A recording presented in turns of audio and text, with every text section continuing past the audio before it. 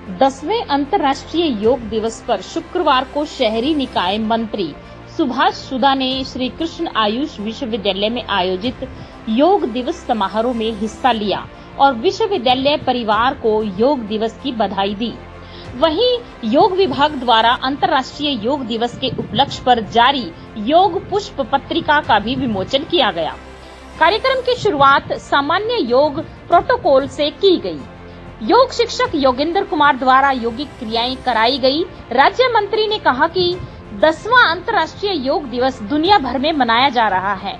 योग के प्रति लोगों में जागरूकता बढ़ी है, जिसके चलते रोगों को दूर करने में भी मदद मिली है। दरअसल योग दुखों को दूर कर मनुष्य के जीवन में खुशियां लाता है, इसीलिए हर व्यक्ति को योगिक क्रियाओं को अपने जीवन में जरूर शामिल करना चाहिए। उन्होंने कहा कि प्रधानमंत्री नरेंद्र मोदी और प्रदेश सरकार द्वारा आयुष विश्वविद्यालय की नींव एक उद्देश्य के साथ रखी गई थी।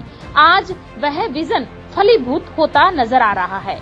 यहाँ पर आयुर्वेद चिकित्सा पद्धति के साथ ही यूनानी, होम्योपैथी और प्राकृतिक चिकित्सा पद्धति से गंभीर बीमारियों का इलाज किया जा रहा है। इसके साथ ही जल्द ही आयुष विश्वविद्यालय के नए प्रांगण का कार्य भी शुरू किया जाएगा। इससे पहले योग विभाग की विभागाध्यक्ष डॉक्टर शीतल महामणिक द्वारा कार्यक्रम की रूपरेखा अतिथि गणों के समक्ष प्रस्तुत की गई। मंच का संचालन सहायक कुल सचिव अतुल गोयल द्वारा किया गया। इस अवसर पर विशिष्ट अतिथि दिल्ली से भारतीय चिकित्सा पद्धति राष्ट्रीय आयोग के सचिव प्रोफेसर BL मेहरा ने कहा कि अंतर्राष्ट्रीय स्तर पर योग दिवस मनाने की कल्पना प्रधानमंत्री श्री नरेंद्र मोदी की थी, जिसे संयुक्त राष्ट्र संघ ने 177 देशों द्वारा ध्वनि मत से पारित किया गया था, जो भारत के लिए गौरव के क्षण साबित हुआ, जिसे WHO द्वारा मान्यता प्राप्त की गई है।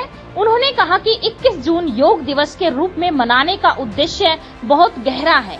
यह दिन साल का सबसे बड़ा दिन होता है, क्योंकि ग्रहों के राजा सूर्य देव इस दिन दक्षिणायन में प्रवेश करते हैं।